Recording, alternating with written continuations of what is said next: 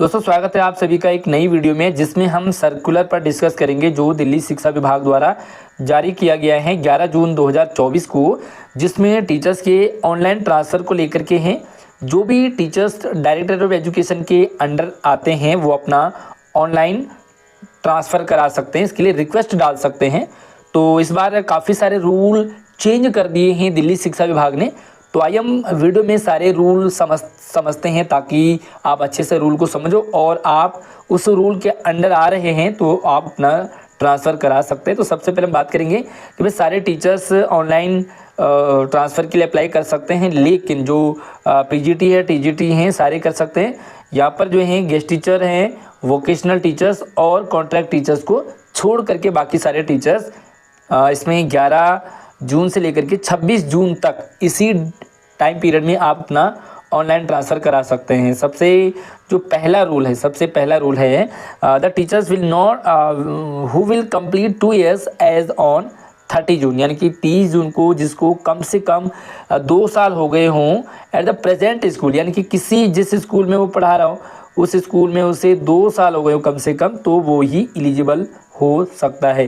पहले ऐसे होता था कि भाई आपको डिपार्टमेंट में आए 2 साल होना चाहिए, लेकिन इस साल इन्होंने कर दिया कि भाई आपको जिस भी स्कूल में हो, मान लीजिए आप किसी स्कूल में पढ़ा रहे हो, उस स्कूल में आपको अभी 1.5 ही साल हुआ है या 1 ही साल हुआ है, तो आप ट्रांसफ़र नहीं करा सकते। आपको 2+1 स्कूल में टाइम पीरियड होना बहुत ज़रूरी है। दूसरा यहाँ पर इन्होंने रूल कर दिया है the teacher who will complete 1 year, मतलब जिसको 1 साल हो गया है सेम टाइम पीरियड के दौरान, लेकिन उसका घर क्या है 20 किलोमीटर के दूर होगा।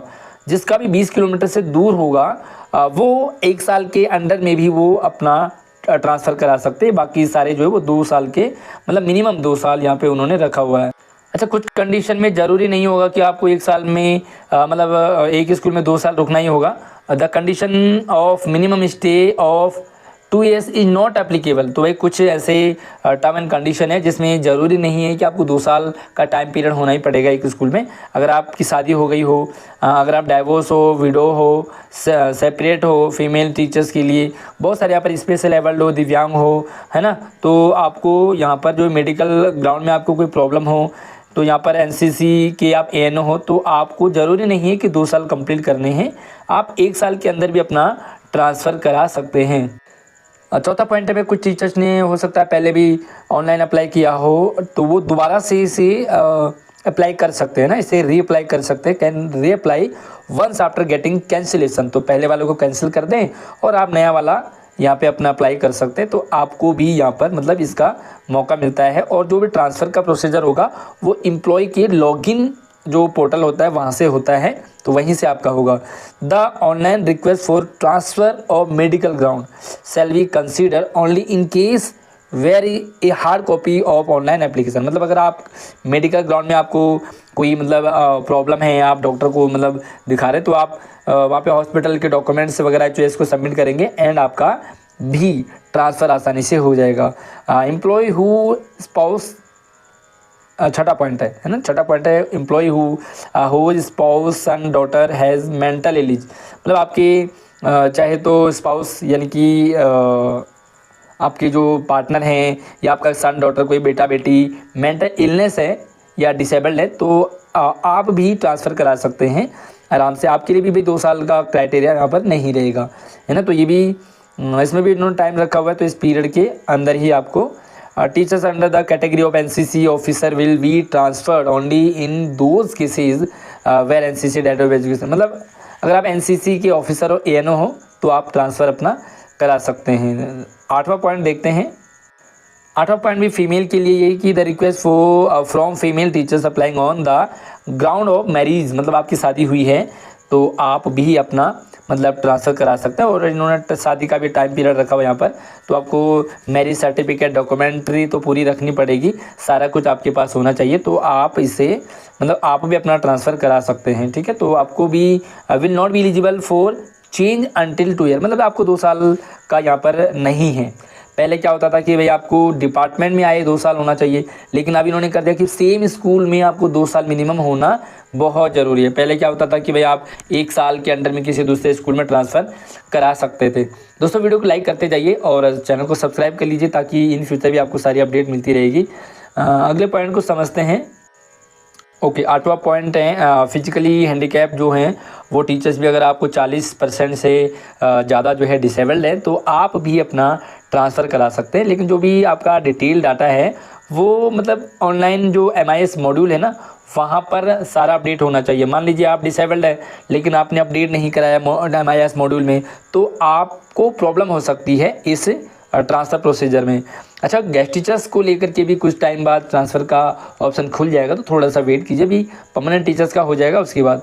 यहाँ पर the teachers self only suffering undergone treatment for following disease, मतलब अगर आपको ज़्यादा प्रॉब्लम्स हैं तो आप भी मेडिकल सर्टिफिकेट दे करके जो गवर्नमेंट से मतलब अप्रूव हुआ हो, है ना भाई, न्यूरो सर्जरी वगैरह है, तो यहाँ पर काफ़ी सारे उन्होंने पॉइंट्स रखे हैं, उन केसेस में आप अपना ट्रांसफ़र करा सकते हैं भाई। 11वां पॉइंट, और आगे अगर आप 13वां पॉइंट देखेंगे ना तो बहुत ज़्यादा मतलब कुछ पॉइंट तो इन्होंने बहुत टफ कर दिए हैं, तो आपको सारे पॉइंट समझने बहुत ज़रूरी हैं।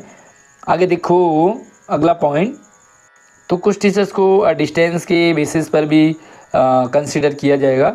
The employ concern who is submitting his her request for online transfer must ensure that his her employ detail are correctly, मतलब जो भी MIS मॉड्यूल में है ना, आपकी जो डिटेल है वो सारी करेक्ट होनी चाहिए, है ना। Due to incorrect data the HOS and the employ concern shall be jointly responsible for, मतलब जो भी प्रॉब्लम्स हैं, अगर MIS मॉड्यूल में अपडेट नहीं है आपका जो भी डाटा है, तो भैया इसके लिए आपको खुद रिस्पॉन्सिबल होना पड़ेगा, मतलब आपको दिक्कत हो सकती है ओवरऑल। अच्छा, कुछ टीचर्स इस केस में भी आते होंगे कि वो अगले साल रिटायर हो रहे होंगे, तो teachers going to retire within next 1 year, जो अगले साल रिटायर हो रहे होंगे ना, तो विल नॉट बी कंसिडर, मतलब वो ट्रांसफ़र नहीं करा सकते अपना। तो अगर आपका अगले साल मतलब रिटायर हो रहे हों, आप उसी स्कूल से रिटायर होंगे जिसमें आप प्रेजेंटली पढ़ा रहे हैं। The teachers already transferred on the administrative ground will not be transferred for a minimum period of 2 years from the school which is okay her posted on, मतलब जो भी है आपको 2 साल तो मिनिमम होना ही होना चाहिए। Teacher transferred on administrative ground will not be transferred back to the same school. Okay, इसका मतलब ये है कि मान लीजिए आप पहले किसी स्कूल में थे, उसके बाद आपने कहीं दूसरे स्कूल में ट्रांसफ़र करा दिया, अब आप चाहते हैं कि भाई आप सेम पुराने स्कूल में आ जाओ, है ना, तो आप नहीं आ सकते अगर आपको 2 साल से ज़्यादा नहीं हुए इस स्कूल में, ठीक है। तो इस स्कूल में अगर आप वापस भी आना चाहते हैं ना, तो आपको भी 5 साल एक ही स्कूल में आप वापस उसी स्कूल में आना चाहते हैं, तो आपको मिनिमम 5+ मतलब इस स्कूल में टाइम स्पेंड आपका हो जाना चाहिए, उससे पहले आप नहीं करा सकते सेम स्कूल में। और mutual concern teachers, both teachers would have be to apply, मतलब म्यूचुअल जो ट्रांसफ़र है वो भी हो सकता है। एंड 16वां पॉइंट तो भाई बहुत ही गजब है, all the teachers who have completed 10 years continuously in the same school shall compulsory apply. भाई साहब ये तगड़ा है, थोड़ा सा ध्यान से समझे।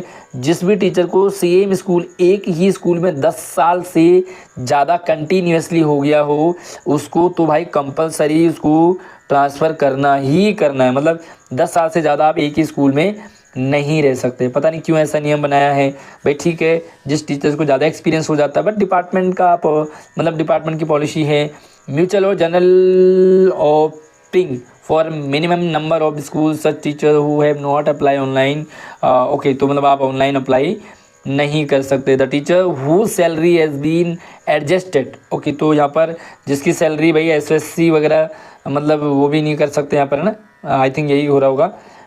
Wide order issued by the director of education shell also apply online transfer, मतलब जिसका जो सैलरी एडजस्ट किया और हो रहा हो, लेकिन SSC और SOE वाले टीचर्स अपना ट्रांसफ़र नहीं करा सकते। The HOS will be maintain record, तो भाई HOS को सारा रिकॉर्ड मेंटेन करना पड़ेगा, कौन सा टीचर कहाँ जा रहा है, किस रीजन से जा रहा है और कब से कब है, तो सारा जो डिटेल है वो HOS यानी कि प्रिंसिपल को वेरीफाई करना होगा। हार्ड कॉपी वगैरह जिस चीज़ चाहिए वो भी लेना ही पड़ेगा, उसके बाद ही आगे कंसिडर किया जाएगा।